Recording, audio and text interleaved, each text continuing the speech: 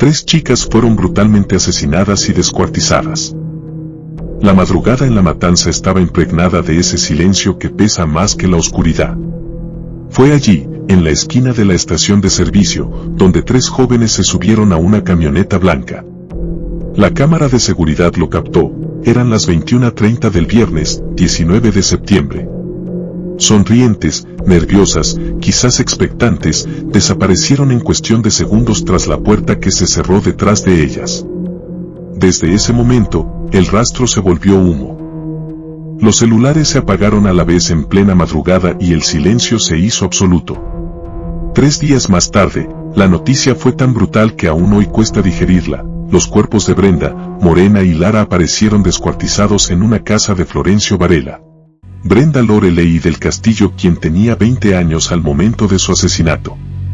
Nació en 2005 en San Justo, creció en un barrio del conurbano y era la segunda hija de una familia trabajadora. Tenía un carácter fuerte pero sensible, disfrutaba organizar actividades escolares y solidarias. Soñaba con tener su propio negocio y ayudar económicamente a su familia. Era madre soltera de un niño de aproximadamente 7 u 8 años. Morena Berry tenía 20 años y nació en 2005 en La Ferrere, hija única criada por su madre y su abuelo, quien fue su figura paterna. Extrovertida y sociable, trabajaba ocasionalmente y buscaba maneras de ganar dinero rápidamente. Soñaba con viajar y ahorrar para un auto, confiando a veces demasiado en personas ajenas. Lara Morena Gutiérrez, la menor de las 3, con tan solo 15 años, nacida en 2009 en González Catán, vivía con su madre y hermano menor, estudiando en un colegio estatal. Apasionada por las redes sociales, soñaba con ser influencer y participaba de actividades con chicas mayores. Era aplicada en lo que le interesaba, pero inocente frente a ciertos riesgos del entorno. La noche del viernes 19, Brenda pasó primero por la casa de Morena en La Ferrere. Allí se encontraron con Lara, que había insistido en sumarse a la salida. Según las reconstrucciones posteriores, el plan inicial era encontrarse con un contacto que le había prometido un pago importante a cambio de un encuentro. Algunas versiones señalan que se hablaba de $300 para cada una. Sea cual fuere la modalidad, las 3 sabían que se subirían a un vehículo en la rotonda de Crovara y Monseñor Búfano. La cámara de seguridad de la estación de servicio registró el momento exacto. A las 21:33, una camioneta blanca se detuvo. Una de las puertas traseras se abrió, y las 3 entraron casi al mismo tiempo. El vehículo arrancó hacia Camino de Cintura. Esa fue la última imagen con vida. Durante las horas siguientes, las jóvenes mantuvieron algunos intercambios de mensajes con conocidos, pero hacia las 3 de la madrugada del sábado, los 3 celulares dejaron de emitir señal. Se apagaron al mismo tiempo, como si alguien hubiera decidido cortar todo rastro. A partir de allí, las llamadas de sus familias rebotaron sin respuesta. La denuncia de desaparición se presentó esa misma mañana. El caso quedó en manos de la Fiscalía de La Ferrere. La primera hipótesis fue la de un secuestro o de un encuentro que terminó mal. Los investigadores comenzaron a reconstruir la ruta del vehículo. Gracias a cámaras adicionales, se estableció que la camioneta se había desplazado hacia el sur, cruzando la General Paz y adentrándose en zonas de Quilmes y Florencio Varela. Los familiares comenzaron una búsqueda desesperada. El abuelo de Morena recorrió comisarías, hospitales y morgues. Se realizaron marchas en la matanza exigiendo respuestas inmediatas. Mientras tanto, en los pasillos policiales crecían rumores, se hablaba de un engaño, de un cliente que nunca apareció, de vínculos con redes delictivas dedicadas al narcotráfico. El hallazgo decisivo ocurrió en Florencio Varela, en una vivienda de la zona de Villa Bateone. Allí, un operativo policial detectó movimientos sospechosos, personas limpiando frenéticamente, olor intenso a lavandina y manchas visibles de sangre en paredes y pisos. Al ingresar, la escena fue aterradora. En bolsas de residuos y en medio de escombros se encontraron restos humanos. Eran los cuerpos descuartizados de Brenda, Morena y Lara. La brutalidad del crimen dejó atónitos incluso a los efectivos con más experiencia. Los cuerpos de las 3 jóvenes fueron enterrados parcialmente en el patio de una vivienda de Florencio Varela donde ocurrieron los hechos. Además, presentaban signos de violencia extrema, incluido desmembramiento, y se encontraron manchas de sangre en pisos y paredes, lo que indica que parte del crimen se cometió dentro de la casa y que los asesinatos fueron perpetrados por un arma blanca. Simultáneamente, en otro operativo se incautó una camioneta blanca incendiada. Aunque presentaba características similares a la del video, las pericias indicaron adulteración de patente y modificaciones que dificultaban confirmar si era la misma unidad. Según lo investigado, se ha confirmado que Brenda Lorelei del Castillo y Morena Berry, ambas de 20 años, ejercían la prostitución. Esta información fue proporcionada por sus propias familias. Por otro lado, Lara Morena Gutiérrez, de 15 años, no tenía antecedentes de actividad sexual remunerada. Su participación en el encuentro que derivó en el crimen aún está siendo investigada. 4 personas fueron detenidas, entre ellas, una pareja de nacionalidad peruana y otra pareja también de nacionalidad peruana, que se encontraban en la vivienda y participaron en la limpieza de rastros de sangre. Una quinta persona, presuntamente el organizador del encuentro, permanece prófuga y también sería de nacionalidad peruana. Las investigaciones apuntaron a una organización narco con base en el Bajo Flores. La hipótesis es que las chicas fueron engañadas para asistir a una supuesta fiesta que en realidad era una trampa. La autopsia de los cuerpos confirmó el desmembramiento y múltiples signos de violencia. Aunque los informes completos se mantienen bajo reserva, se sabe que la muerte no fue inmediata y que hubo un intento de borrar huellas mediante el uso de químicos como lavandina y limpieza compulsiva. La vivienda donde se encontraron los cuerpos de las 3 jóvenes estaba ocupada por una pareja de nacionalidad peruana que vivía allí desde hacía poco tiempo. Los investigadores hallaron además a 2 personas más intentando limpiar rastros de sangre con lavandina, lo que sugiere que trataban de borrar evidencia. Vecinos indicaron que la casa era poco frecuentada y que sus ocupantes eran personas reservadas.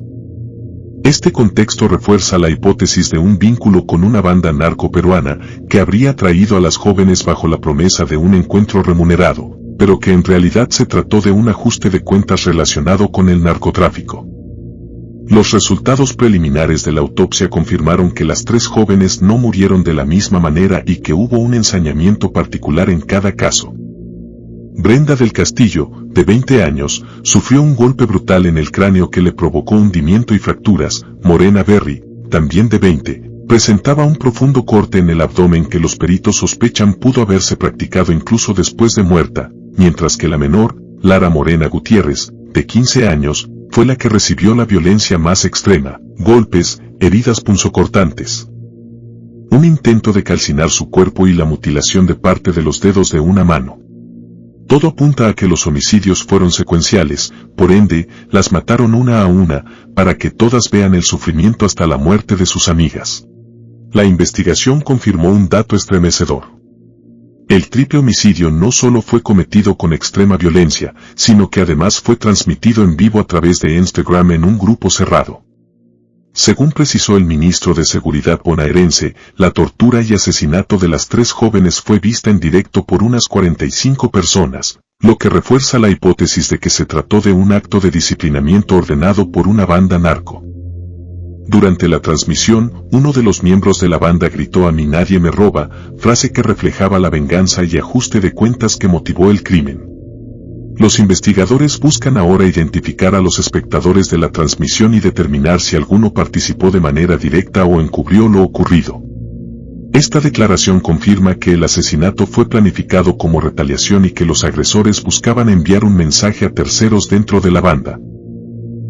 En paralelo, los investigadores hallaron la camioneta blanca en la que las 3 habían sido vistas por última vez completamente incendiada en un descampado, con la patente adulterada, lo que evidenció un intento deliberado de eliminar toda huella del vehículo utilizado en el secuestro. Los testimonios de los vecinos de la casa de Florencio Varela donde se hallaron los cuerpos aportaron detalles reveladores. Varios coincidieron en que el día del crimen se escuchó música a todo volumen durante horas, lo que ahora se interpreta como una maniobra para tapar los gritos y ruidos de lo que ocurría adentro.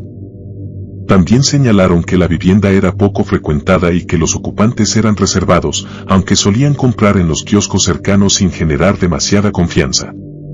Esa mezcla de música ensordecedora, movimientos extraños y el repentino intento de limpiar todo con lavandina refuerza la hipótesis de que la casa fue utilizada como aguantadero por una banda narco.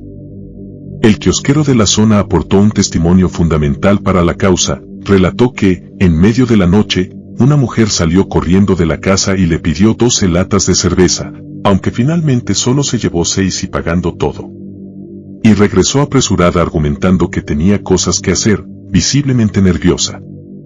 Minutos más tarde, el comerciante vio llegar a un hombre con la mano ensangrentada que, al intentar abrir la reja del local, dejó manchas de sangre en los barrotes. Esa escena, sumada a la música ensordecedora que salía de la vivienda durante horas, reforzó la sospecha de que dentro de la casa se estaba desarrollando un hecho violento y que los ocupantes buscaban simular normalidad mientras los crímenes ya se habían consumado. El ministro de Seguridad de la provincia de Buenos Aires, Javier Alonso, afirmó que el triple homicidio fue una venganza narco. Según la investigación, las jóvenes fueron atraídas bajo la promesa de un encuentro remunerado, pero en realidad fueron víctimas de un ajuste de cuentas relacionado con el narcotráfico. Las cámaras de seguridad y el rastreo de los teléfonos móviles de las víctimas permitieron reconstruir su último recorrido y determinar que fueron trasladadas en una camioneta blanca, que luego fue hallada incendiada cerca del lugar del crimen. Un dato no menor es que, en la casa de Lara Morena Gutiérrez, donde se encuentra su hermana Agostina, pasó una moto disparando contra la vivienda mientras gritaban el nombre de Agostina. Luego de ese hecho, Agostina publicó en su cuenta de Instagram un duro descargo y desafió a quien baleó su casa a ir a buscar a los peruanos. Las autoridades reconocieron que hubo falencias en las primeras horas de búsqueda. No todas las cámaras fueron revisadas con rapidez, y la demora en obtener la localización de antenas de telefonía restó tiempo valioso. Las familias denunciaron que no fueron escuchadas con seriedad en los primeros momentos y que tuvieron que insistir para que se desplegara un operativo de magnitud. En las declaraciones oficiales, el Ministerio de Seguridad habló de un crimen con características de femicidio agravado, perpetrado por una red delictiva organizada. Se aseguró que no se trató de un hecho aislado, sino de una acción planificada. La justicia caratuló el caso como triple homicidio agravado, con penas que podrían implicar prisión perpetua para los responsables. La sociedad reaccionó con indignación. Marchas en La Matanza y Florencio Varela exigieron justicia, y en redes sociales los nombres de las 3 jóvenes se convirtieron en símbolos de un dolor colectivo. Escuelas y organizaciones barriales organizaron homenajes improvisados, murales, velas encendidas en las esquinas, fotos pegadas en paredes. Para las familias, la noticia fue devastadora. El abuelo de Morena se quebró públicamente al confirmar el hallazgo. Los padres de Brenda y Lara permanecieron en silencio, rodeados de vecinos que les ofrecían apoyo. En cada barrio, la sensación era la misma, la pérdida no era solo de 3 jóvenes, sino de la esperanza de que las cosas pudieran ser distintas. El impacto en la memoria colectiva es profundo. 3 vidas interrumpidas a destiempo, en circunstancias que revelan la crueldad de un entramado criminal y las fragilidades del sistema de protección. El caso queda inscripto como una herida abierta, un recordatorio de que la violencia puede atravesar cualquier calle, cualquier casa, cualquier familia. Brenda, Morena y Lara ya no están, pero sus nombres seguirán siendo invocados en cada reclamo de justicia. El tiempo dirá si el sistema judicial es capaz de dar respuestas a la altura del horror. ¿Crees que en zonas como La Matanza y sus alrededores están en manos de bandas peruanas y reina la prostitución? Deja tu opinión, te leo en los comentarios. Haz clic en el pulgar arriba, comenta y comparte con todos tus conocidos este video. Suscríbete y activa la campanita de notificaciones para que te avise de un nuevo